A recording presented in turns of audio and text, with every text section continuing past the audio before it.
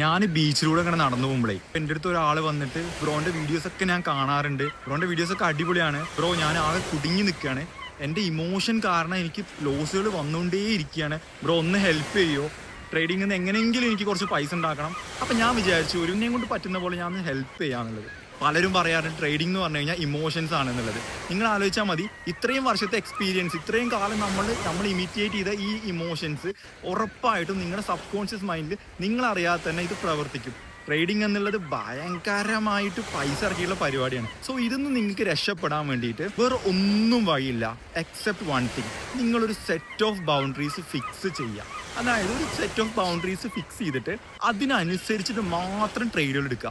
അതല്ലാത്ത രീതിയിൽ നിങ്ങൾ എടുക്കില്ല എന്ന് നിങ്ങൾ അത്രയും അതിനൊക്കെ വേണ്ടി നിങ്ങൾക്ക് എന്തൊക്കെ ചെയ്യാൻ പറ്റുമോ അതൊക്കെ ചെയ്യാം. പല ആളുകൾക്കും പല രീതിയിലാണ് ഇമോഷൻസിനെ കൺട്രോൾ ചെയ്യാൻ പറ്റുക. ആ ഒരു സെറ്റ് ഓഫ് ബൗണ്ടറീസ് തുടക്കത്തിൽ നിങ്ങൾ ബുദ്ധിമുട്ടായിരിക്കും, പക്ഷെ നിങ്ങൾ അത് ഫോളോ ചെയ്യാൻ തന്നെ സ്ട്രിക്ട്ലി ട്രൈ ചെയ്തുകൊണ്ടിരിക്കുക. ഈ ഒരു രീതിയിൽ നിങ്ങൾ നോക്കുകയാണെന്നുണ്ടെങ്കിൽ എൻ്റെ ലൈഫ് എക്സ്പീരിയൻസ് എന്നാണ് ഞാൻ പറഞ്ഞത്. ആദ്യത്തെ 3 വർഷം ഞാൻ ഏറ്റവും കൂടുതൽ ഇടങ്ങേറായത് ഈ പറഞ്ഞ പോലത്തെ ഇമോഷൻസ് എങ്ങനെ കൺട്രോൾ ചെയ്യാമെന്ന് നോക്കിയിട്ടായിരുന്നു. പിന്നീട് ട്രസ്റ്റ് മീ ഗൈസ്, ഞാൻ അതിനെ ഫോക്കസ് ചെയ്തപ്പോൾ എനിക്ക് പെർഫെക്റ്റ്ലി ലോസസ് ലിമിറ്റ് ചെയ്യാൻ പറ്റുന്നുണ്ട്, പ്രോഫിറ്റ്സിനെ മാക്സിമൈസ് ചെയ്യാനും പറ്റുന്നുണ്ട്.